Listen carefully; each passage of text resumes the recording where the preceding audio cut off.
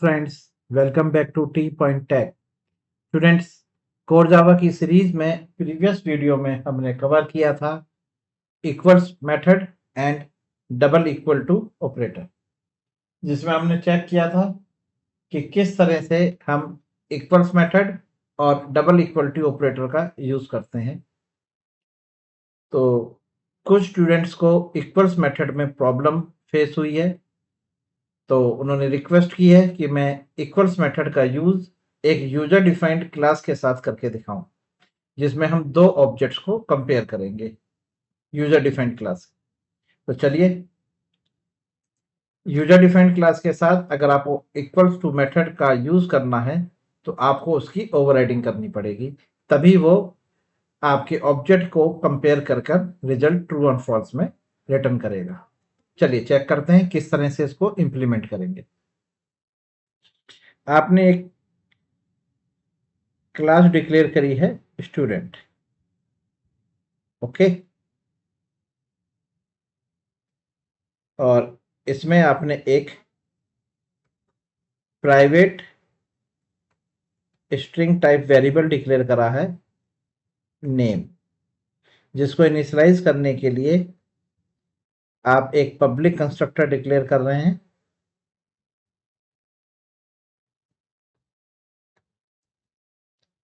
जो आपके इस प्राइवेट मेंबर नेम को इनिशियलाइज करेगा। तो एक्स के थ्रू आपने नेम को इनिशियलाइज किया है, ठीक है। और एक आप पब्लिक मेथड डिक्लेयर कर रहे हैं डिस्प्ले, जो आपके प्राइवेट वेरिएबल नेम को प्रिंट करा रहा है, system dot out dot print name. तो लीजिए, ये आपकी एक स्टूडेंट क्लास डिक्लेयर की है हमने। अब हम अपनी मेन क्लास डिक्लेयर करते हैं, क्लास मेन, और इस मेन क्लास के अंदर हम स्टूडेंट क्लास के दो ऑब्जेक्ट क्रिएट करते हैं, S1, जिसमें हम कंस्ट्रक्टर के थ्रू एक पैरामीटर पास करते हैं जिसमें लिखा है मैंने रवि, ठीक है। तो ये जो नाम मैंने पास किया है रवि, ये इस एक्स में आएगा और इस एक्स के थ्रू नेम में स्टोर हो जाएगा S1 ऑब्जेक्ट के साथ, ठीक है। यानी कि S1 ऑब्जेक्ट का जो नेम है उसमें रवि स्टोर है।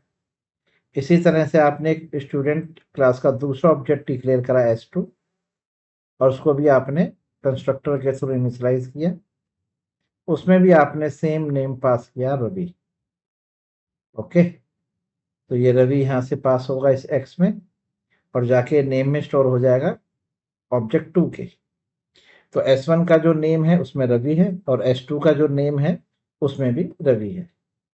अब अगर आप इन दोनों ऑब्जेक्ट्स को कंपेयर करते हैं, अगर आप लिखते हैं system dot out dot print और इसमें लिखते हैं S1 इक्वल टू S2, तो ये आपको यहाँ पे रिजल्ट क्या मिलने वाला है?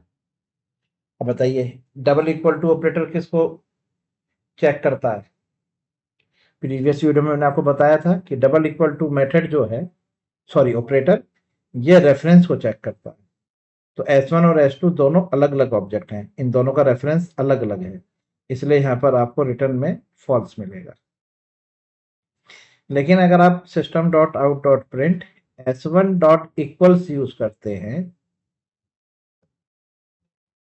तो भी आपको यहाँ पर फॉल्स मिलेगा, क्योंकि यहाँ पर जो इक्वल्स मेथड यूज हो रहा है वो ऑब्जेक्ट क्लास का है। आपको पता ही है कि कोई भी क्लास जावा में चाइल्ड होती है ऑब्जेक्ट क्लास की। बाय डिफॉल्ट ऑब्जेक्ट क्लास सभी की पेरेंट क्लास है।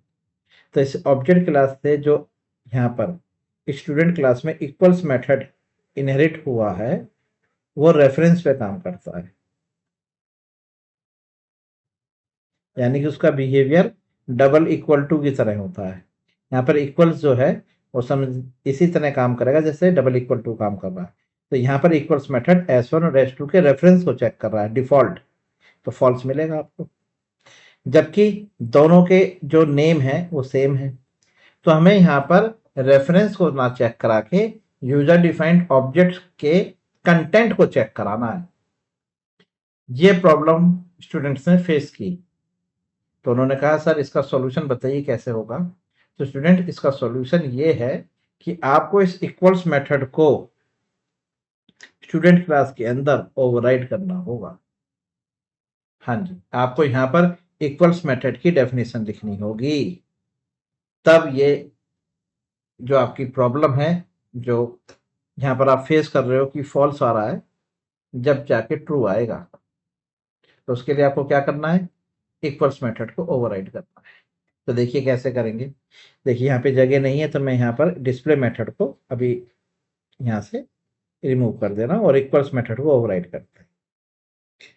तो यहाँ लिखिए public, public return type Boolean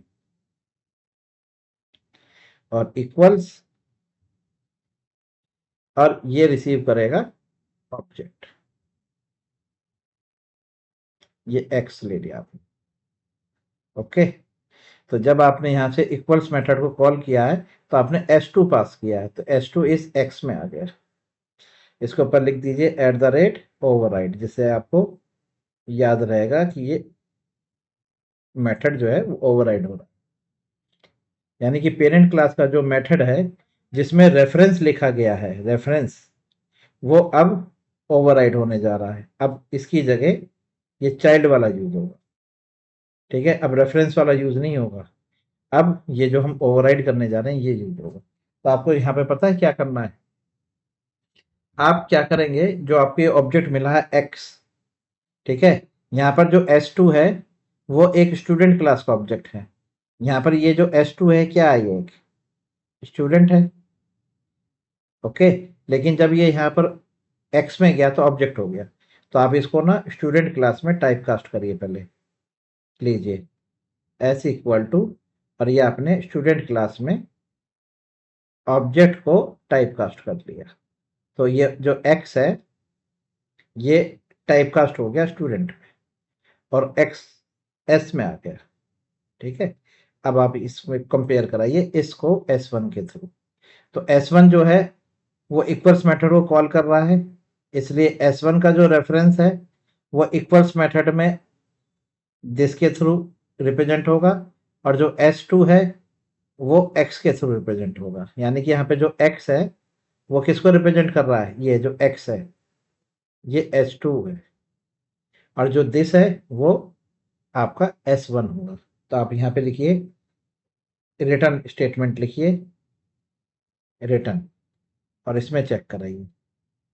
तो आप यहाँ लिखेंगे कि जो आपको नेम मिला है, ये नेम, नेम ये किसका नेम है, ये दिस वाला। आप दिस डॉट नेम भी लिख सकते हैं, डॉट इक्वल्स। अब ये इक्वल्स किसका मेथड है, ये स्ट्रिंग वाला है, ये स्ट्रिंग वाला इक्वल्स है।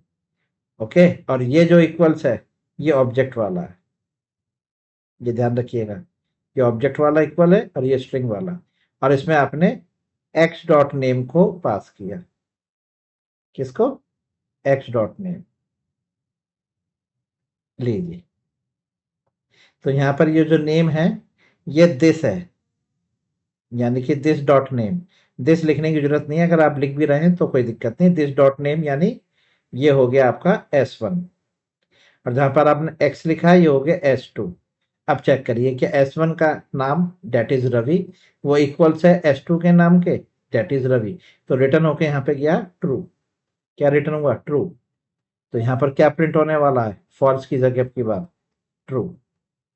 तो जब आपने इक्वल्स मेथड को ओवरराइड किया है तब उसने स्ट्रिंग कंटेंट को चेक किया है। अगर आप इक्वल्स मेथड को ओवरराइड नहीं करेंगे तो डिफॉल्ट जो है वो रेफरेंस को चेक करेगा, डिफॉल्ट रेफरेंस है, ओवरराइड करने के बाद स्ट्रिंग का कंपैरिजन।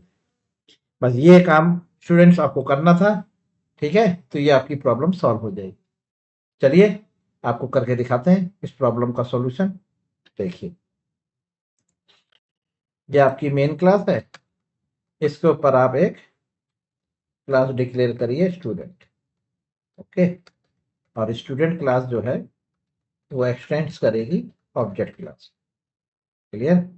अब आपने प्राइवेट में यहाँ पर एक स्ट्रिंग टाइप वेरिएबल लिया है नेम, ओके।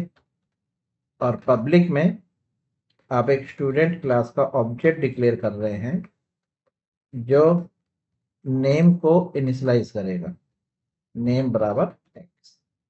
ठीक है, चलिए अब एक मेथड आप डिस्प्ले भी डिक्लेयर कर रहे हैं जो प्रिंट करा रहा है नेम को। ठीक है, चलिए तो पहले अभी आप विदाउट ओवरराइडिंग इक्वल मेथड आप चेक करिए, आपने अभी ओवरराइड नहीं करा इक्वल मेथड को जो ऑब्जेक्ट क्लास से आपको मिल रहा है। तो आपने यहाँ पर स्टूडेंट क्लास के दो ऑब्जेक्ट क्रिएट करे।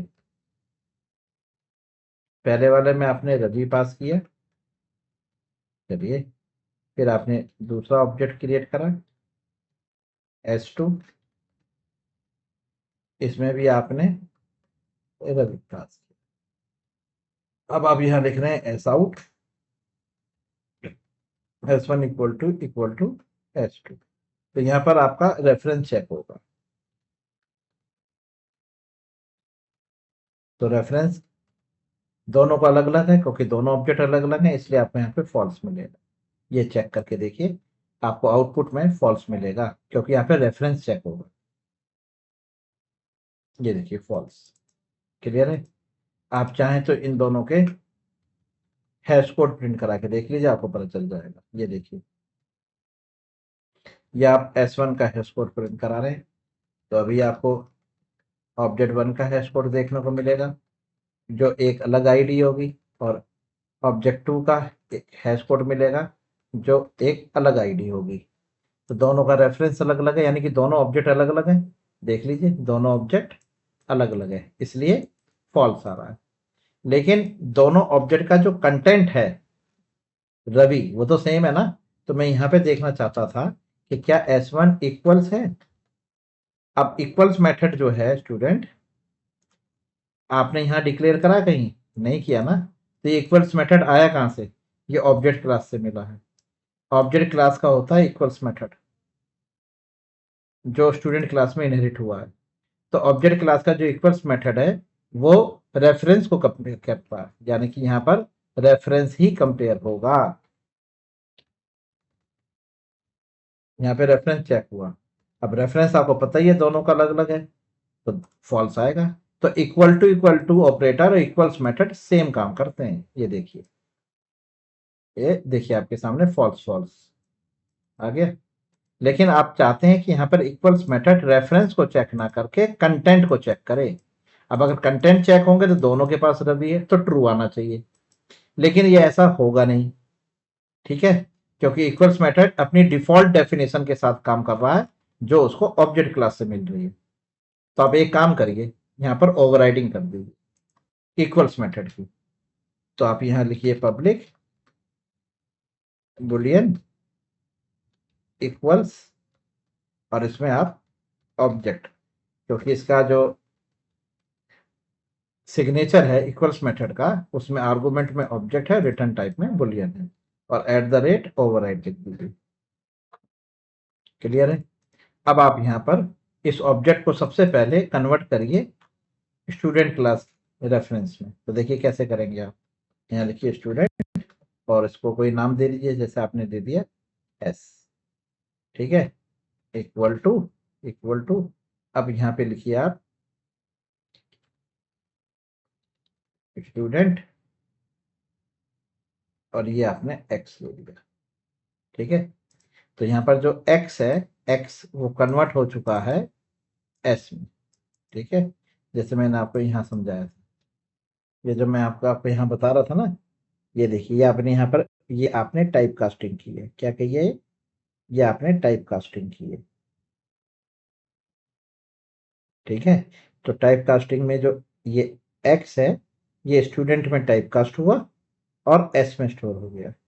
यहाँ भी कह सकते हैं जब X है वो स्टूडेंट के ऑब्जेक्ट में कन्वर्ट हो चुका है। तो स्टूडेंट यहाँ पे जो मैंने X लिखा था ना, ये S है, ये समझिए। ठीक है, स्टूडेंट डॉट नेम। चलिए, तो अब आप यहाँ पे रिटर्न कराइए। अब आप रिटर्न में क्या लिखेंगे, आपको कंपेयर करना है। तो ये तो स्टूडेंट जो एक्स है ये एक्सप्लिसिट पास हो रहा है, ये एक्सप्लिसिट है। तो यहाँ पर जो आप देखेंगे S2 जो है वो यहाँ पर एक्स में स्टोर हुआ है, और S1 ने इक्वल्स को कॉल करा है, तो इसलिए यहाँ पर इक्वल्स के पास जो रेफरेंस आया है, इम्प्लिसिट रेफरेंस, यहाँ लिख देता हूँ, जो इम्प्लिसिट रेफरेंस है वो तो S1 का है, ठीक है, और जो एक्सप्लिसिट रेफरेंस है वो S2 का है। ठीक है, समझ में आ गया, इम्प्लिसिट और एक्सप्लिसिट दोनों। तो एक्सप्लिसिट जो है एक्स, उसको आपने एस में कन्वर्ट कर लिया। अब आप यहाँ लिख रहे हैं दिस डॉट नेम अगर इक्वल्स है एस डॉट नेम के। ठीक है, तो यहाँ पे स्टूडेंट ये जो इक्वल्स मेथड है ना, ये स्ट्रिंग क्लास का है, string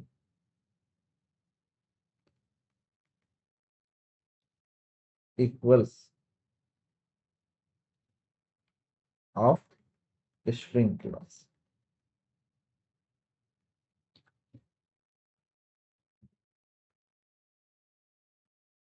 hair equals is of string class. यहाँ पे जो इक्वल्स है ये इक्वल्स जो है ये ऑब्जेक्ट क्लास का है जो ओवरराइड हो रहा है। यहाँ जो इक्वल्स आप यूज कर रहे हैं वो स्ट्रिंग क्लास वाला है, और जो स्ट्रिंग क्लास वाला इक्वल्स है वो कंटेंट को चेक करता है, क्योंकि स्ट्रिंग क्लास ने इक्वल्स मेथड को ओवरराइड कर रखा है। तो यहाँ पर ये कंटेंट को चेक कर रहा है, नेम को चेक कर रहा है। अब नेम की को चेक करने की वजह से दोनों रवि हैं, तो यहाँ से रिटर्न होगा ट्रू। तो यहाँ पर आउटपुट अब की बार आपको रेफरेंस की जगह यहाँ पर कंटेंट चेक होगा और आउटपुट मिलेगा ट्रू। ये देखिए